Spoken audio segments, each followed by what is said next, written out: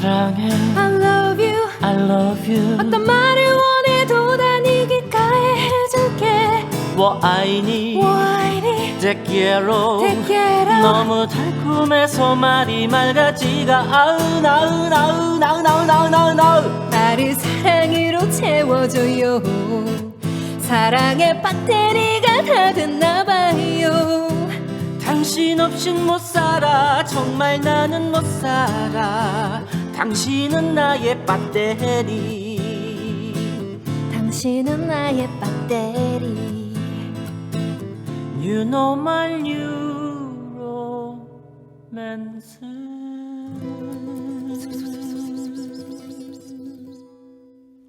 새로운 시대에는 새로운 사랑이 필요하다. 코로나 이후의 어려움을 우리 모두의 관심과 사랑으로 함께 헤쳐나가 보려고 만든 시간입니다. 뉴 노멀, 뉴 로맨스. 오늘 나눠볼 이야기는요. 코로나로 인해 갈 곳이 없어진 사람들, 거리의 노숙자들입니다. 거리두기와 집에 머무르기 둘 다 지킬 수 없는 분들이죠. 홈리스들은 더 쫓겨나는 것이 뻔하고 갈 곳도 먹을 것도 부족해진 상황인데요. 이 문제 때문에 오늘 이분을 모셨습니다. 노숙자들의 말을 글로 옮겨 담는 구술생애사 최현숙 작가님 어서 오세요. 예, 안녕하세요. 반갑습니다. 네, 현재 우선 서울의 경우에 말입니다. 네. 노숙인이 한 어느 정도 됩니까? 일단 서울의 노숙인이 얼만큼이나 되냐 해서 그 노숙인이 도대체 누구를 의미하냐. 많은 노숙인들이 길거리가 아닌 다른 곳에서들도 어쨌든 있거든요. 예. 하다못해 공중 화장실에다도 숨어 들어가 있거나 너무 춥거나 뭐 이래서 혹은 여성 홈리스들의 경우에 거리에서 자는 게 너무 위험할 수도 있기 때문에 예. PC방, 만화방, 뭐 여인숙, 그 찜질방 이런 데들로 뭐 아주 싼 돈을 주고 들어가기도 해요. 그들을 포함해야 하고 또 지금 이제 쪽방촌 서울역 중심으로도 지금 이제 동자동이나 네. 뭐 남대문로 오가동 쪽방촌이 있는데 그 쪽방촌에서도 많은 사람들이 안정적으로 거기에 살지 않고 네. 노숙과 쪽방 주거를 왔다 갔다 하는 예. 사람들이 있어요. 그들을 포함하지 않으면은 이제 노숙인 숫자는 제대로 파악할 수가 없는 거죠. 예, 그래서 2018년에 뭐 서울시와 홈리스 행동이 같이 집계한 거에 의하면 1229명이라고 하는데 예. 이것은 뭐 제대로 이제 그 파악되지 않은 숫자라고 할 수 있고 그렇군요. 예, 특히 요즘 들어서는 이제 그 코로나19로 인해서 제가 보기에 뭐 단기적으로는 아직 코로나19로 인한 노숙인의 그 쏟아져 나옴은 많이 드러나지는 않았지만 네. 이미 저희가 아울리치를 나가보면 노숙 생활 시작한 지 한 달, 두 달, 세 달 된 사람들이 나오고 있어요. 저는 중장기적으로 더 많은 노숙인들이 코로나19를 하나의 그 계기로 해서 쏟아져 나올 수밖에 없다고 예상이 됩니다. 자, 그러면은 이분들의 생활에 대해서 좀 여쭤볼게요. 우리가 흔히 보는 경우는 왜 지하철역이라든가 어디 공원이라든가 이런 데서 가끔 보거든요. 그런데 굉장히 단속이 심해지고 또 청소가 심해지면 어떻게 되는 거냐 이런 점도 궁금하네요.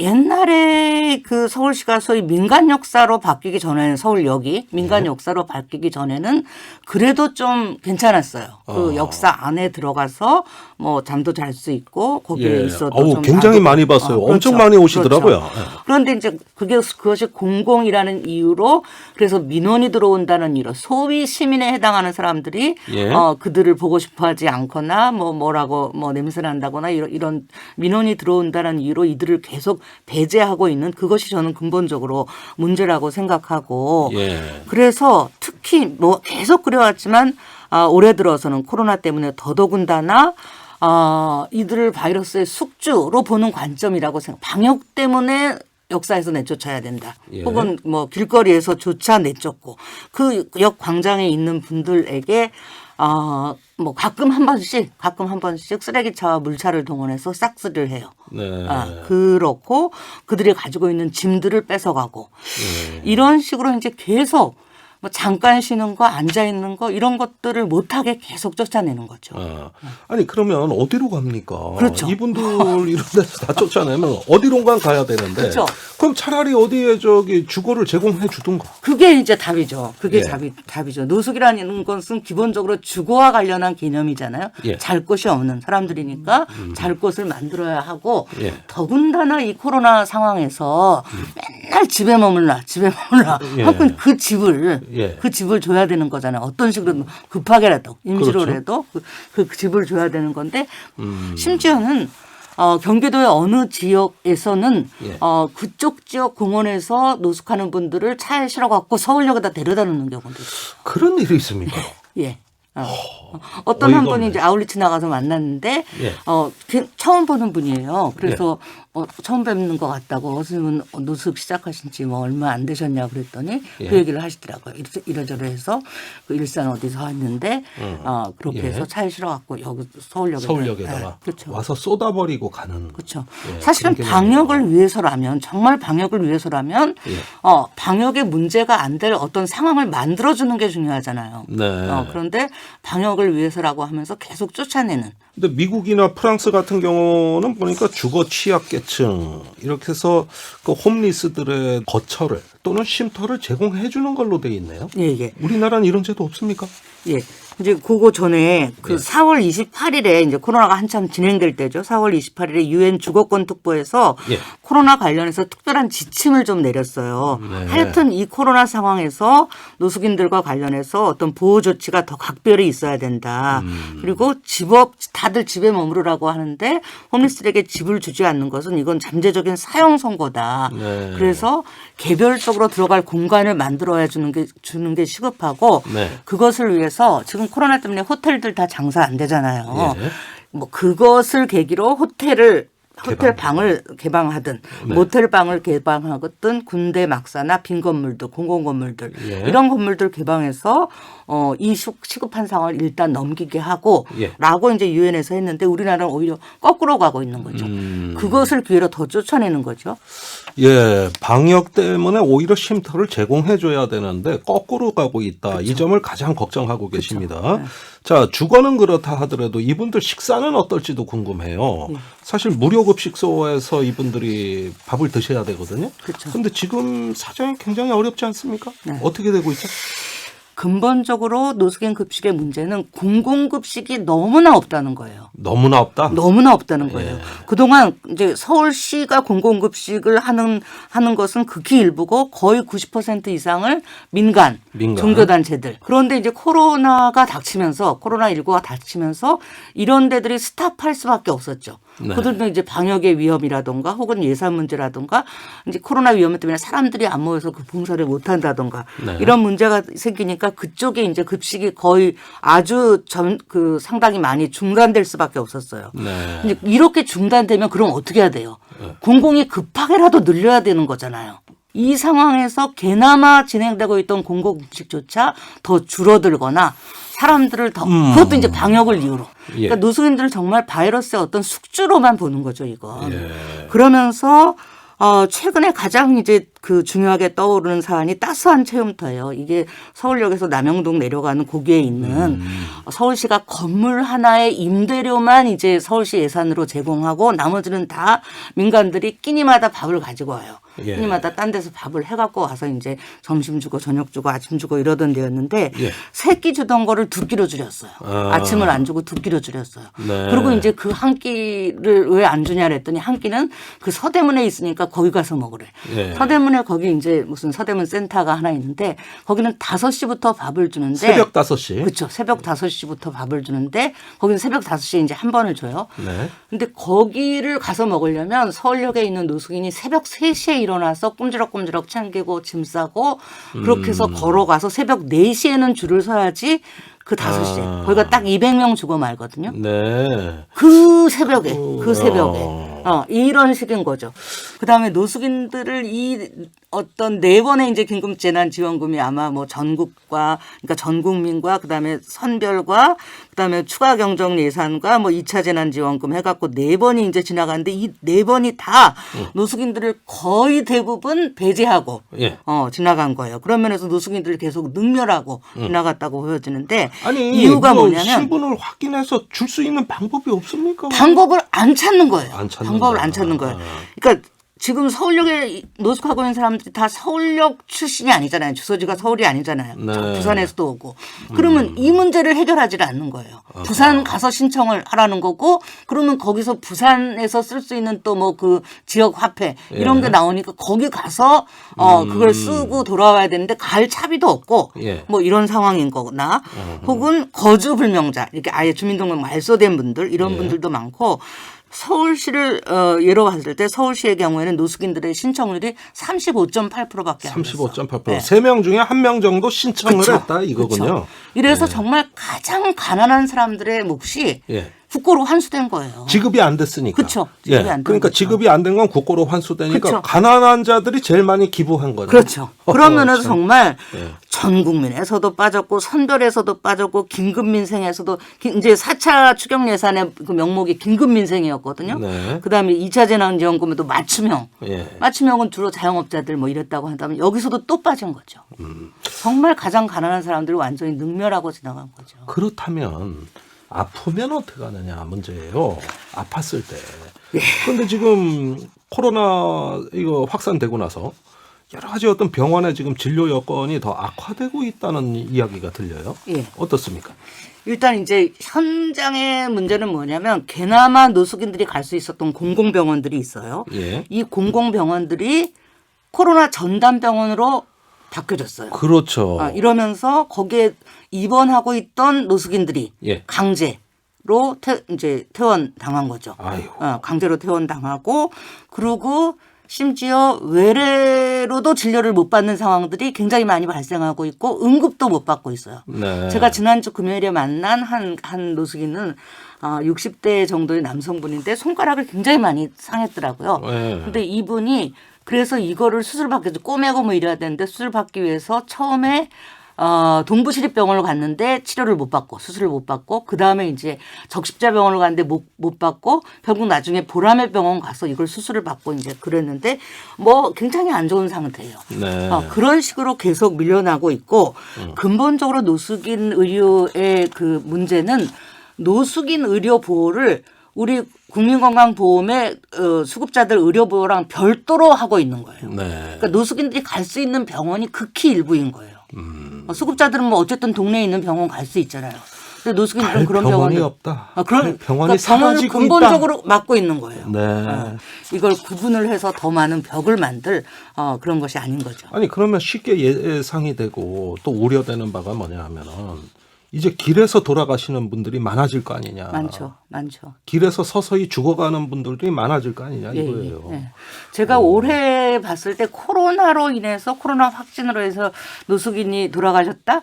요거를 정확하게는 아직 확인 못했어요. 어떤 지역에서 뭐 코로나 확진자가 나왔다. 노숙인 중에서 나왔다. 혹은 쪽방촌에서 나왔다. 요까지는 확인됐는데 코로나로 인해서 노숙인이 죽었다는 것은 확인을 못했는데 네. 실제로 보면 노숙 현장에서 코로나건 아니건 예. 그냥 코로나라는 이 어려운 상황을 견뎌내느라 더 많은 죽음들이 다른 해보다 예. 훨씬 더 늘어나고 있다고 보여지고 지금 오늘부터 시작한 그 추모제에서도 보면 2019년, 2018년에 비해서 훨씬 더 많은 숫자들이 돌아가신 거고 네. 특히 이제 젊은 분들 심지어는 30대, 40대, 50대. 뭐 여기는 굉장히 일찍들 돌아가셔요, 이쪽은. 네. 60대에 돌아가시면 그래도 오래 사셨다 싶을 정도이고 예. 그런 죽음들이 계속 발생하고 있죠. 홈리스들을 추모하고 주거와 밥과 의료를 포함해서 공양 장례까지 확대하는 등 죽음 이후까지 대책을 마련하자는 취지로 행사가 진행 중에 있습니다. 우리 최연숙 작가님과 계속 노숙인 이야기 나누고 있습니다. 잠시 후에 돌아오겠습니다. 내 거친 생각과 불안한 눈빛과 그걸 지켜보는 너 그건 아마도 전쟁 같은 삶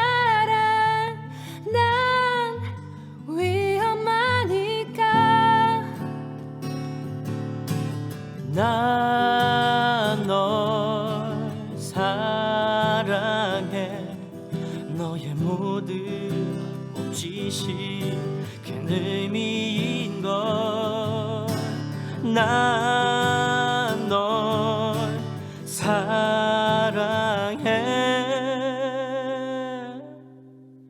사랑해 사랑해 사랑해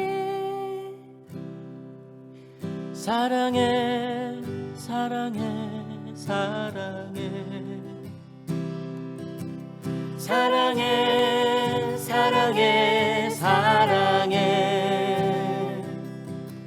사랑해 사랑해 사랑해 뉴노멀 뉴 로맨스 내가 어떻게 해야 당신을 사랑할 수 있을까요? 자, 최 작가님, 이렇게 많은 활동하시면서 수없이 많은 사연을 접하셨을 텐데요. 기억에 남는 노숙인 사연이 있다면 한두 개 소개해 주시겠습니까?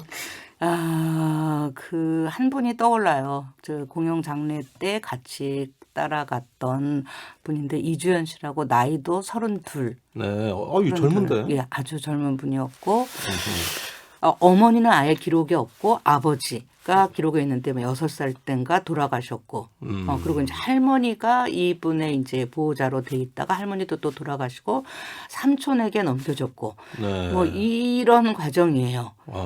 그렇고 유일하게 이분을 안다고 하는 그 서울역에서 같이 노숙했던 형이라는 사람이 이제 그때 예. 그 장례를 같이 갔는데 이 형의 말에 의하면 뭐 학교도 제대로 못 다녔고 뭐 무슨 제대로 된 일자리를 가져본 적도 없고 예. 그러다가 이제 군대를 해병대를 갔다가 와서 인천에서 있다가 거기서 감옥살이를 하고 감옥 끝나고 서울역으로 온 그까지가 이 양반에 대한 어떤 그 추적할 수 있는 우리가 확인할 수 있는 마지막 사연이군요. 그거였어요. 한 번도 자기 자신에 대해서 어떤 희망을 가져볼 수 없이 네. 시작했고 그리고 계속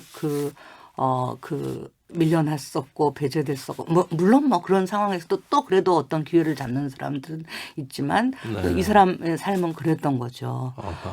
그래서 그분을 그렇게 보내고 뭐 굉장히 술을 많이 드셨더라고요. 예. 술을 많이 드셨고 결국 이제 술 때문에 서울역에서 피를 토하고 그 자리에 쓰러졌는데 동부시립병원에 실려가서 이제 정신을 차리지 못하고 그 채로 사망에 이른 그런 경우였는데 정말 이분의 생애에 누가 사회가 무엇을 해줬다면 네. 이분이 정말 자기다운 어떤 삶을 전혀 다른 인생을 그쵸, 살았을 건데. 그쵸. 그것을 아무도 하지 않은 속에서 물론 뭐 사회 구조적인 문제와 개인적인 노력들 같이 진행되어야 하는 거지만 저는 뭐 많은 노숙인들이 사실은 신자유주의 노동시장 진입할 능력도 없고 이미 배제됐어요. 네. 어떤 면에서 의사도 없고 저는 그렇다는 면에서 어떤 면에서는 역으로 세상을 좀 새롭게 시작해 볼 수 있는 굉장히 중요한 지점인 거죠. 예. 네, 어차피 노동시장에 들어간 사람들은 다들 신자유주의를 강화시키고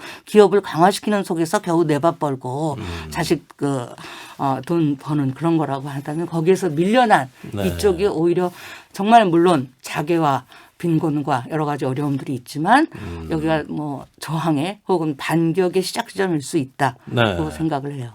예, 반격의 시작점일 수도 그럼요. 있다. 좋습니다. 그러면은 저희가 준비한 질문이 바로 그거예요. 우리 코너에서 꼭 하는 질문입니다. 이분들이 반격을 할 수 있도록 노숙인에게 가장 필요한 사랑이 무엇이냐? 이게 뉴 노멀 뉴 로맨스. 제가 우리 참 이놈의 사랑이라는 단어를 무지하게 안 좋아하는데 그건 정말 우리를 속이는 단어죠. 뉴로말도 여참은 우리를 속이는 단어. 지금 뭐 이 코로나 이후에 뉴로말이 얼마나 떠들어대고 있는데 다들 뭐 이제 속임수의 뉴로말들을 하고 그것은 있는데 거짓말이었죠. 뭐 어쨌든 좀 뒤집어서 어떤 면에서는. 그렇죠? 네. 뒤집어서 우리는 그런 단어들이 너무 많이 속아왔죠. 그런 네. 단어들은 오히려 가난한 사람들, 약자들을 계속 속이면서 자기 목소리를 못 내오게 했던 게 사랑이니 화해니 뭐 로말이니 뉴로말이니 이런 거라고 생각하는데 지금 이제 김종대님께서 질문하신 건 그거 말고 예. 다른 거라고 할 때 어떤 사람의 존재를 놓고 그저 그 어떤 성장주의의 관점, 돈의 관점, 뭐 효율의 관점으로 보지 말고 네. 왜 저 사람은 저렇게 됐는가? 왜 그 사람의 그렇게 됐는가? 처지와 맥락 예. 무엇이 저 사람을 저렇게 만들었는가. 아하. 개인적으로 사회적으로 무엇이 저 사람을 저렇게 만들었는가를 들여다보려는 시선. 일단 관심이네요. 그렇죠. 네. 그렇고 그 안에서 사회 구조적인 것과 함께 그러면 저 사람에게 무엇이 있어야 하는가를 예. 찾아내는 그 시선. 그것이 저는 뉴 로맨 시대의 뉴 로맨스라고 생각을 합니다. 예, 알겠습니다. 일단은 우리의 방역의 적이라고 보는 이 관점부터 그쵸, 교정할 그쵸. 필요가 시급하게 느껴집니다. 자, 이쯤에서 준비해 오신 노래를 저희가 들어야 될 것 같아요. 추천해 주실 노래는? 예, 그 정태춘 씨하고 박은옥 선생하고 같이 그 서울역 이씨라는 뭐 오래된 노래지만 그래도 노숙인들을 또 생각하면서 그렇기도 하고 이 두 분 선생님은 또 노숙인 관련 행사에 시간 되는 한 같이 참여해 주시고 하던 분이라서 그렇습니까? 예, 네. 그 노래를 추천하고 싶습니다. 그렇군요. 서울역 이씨 광고 듣고 최연숙 작가님께서 신청해 주신 정태춘의 서울역 이씨 이어가겠습니다. 오늘 말씀 감사합니다. 예, 감사합니다.